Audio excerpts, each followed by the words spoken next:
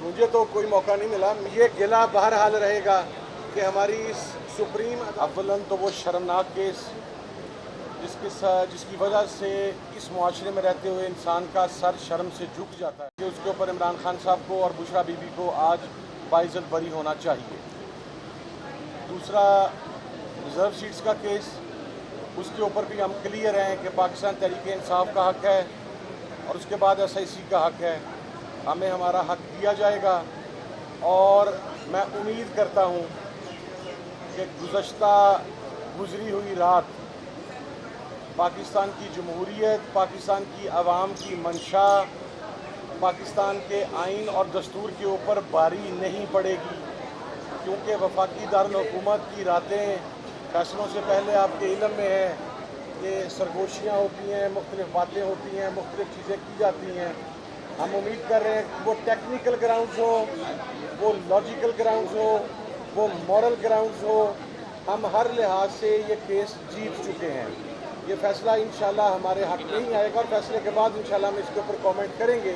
لیکن یہ فیصلہ یہ بھی ڈٹرمن کرے گا کہ جسٹس کارنیلیس کے ساتھ اس کی لیگیسی کو کون فالو کرے گا, اور مولوی مشتاق کی لیگیسی کو اور جسٹس منیر کی سو کالڈ ایک جو ڈارک لیگیسی ہے اسے کون فالو کرے گا. میرا خیال ہے کہ تاریخ بہت بے رحم ہے. وہ عوام اپنی منشا کے مطابق آپ تاریخ کو مسخ نہیں کر سکتے.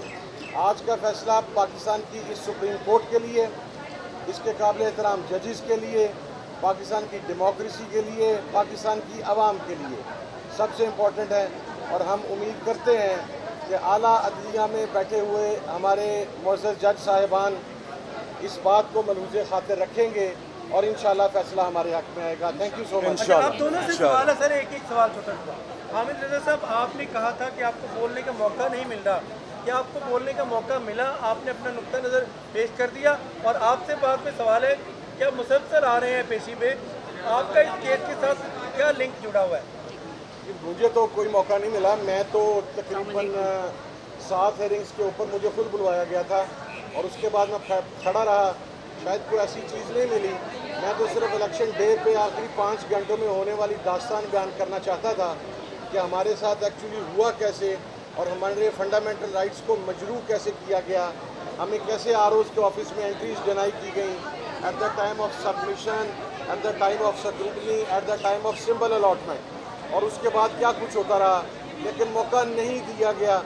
امید ہے کہ بہت سارے جو ہمارے قابل احترام ججز ہیں ان کے سامنے یہ تمام چیزیں ہیں, وہ بھی یہیں کا میڈیا دیکھتے ہیں, اس سے ان کو بہت ساری چیزوں سے آگاہی ہوگی.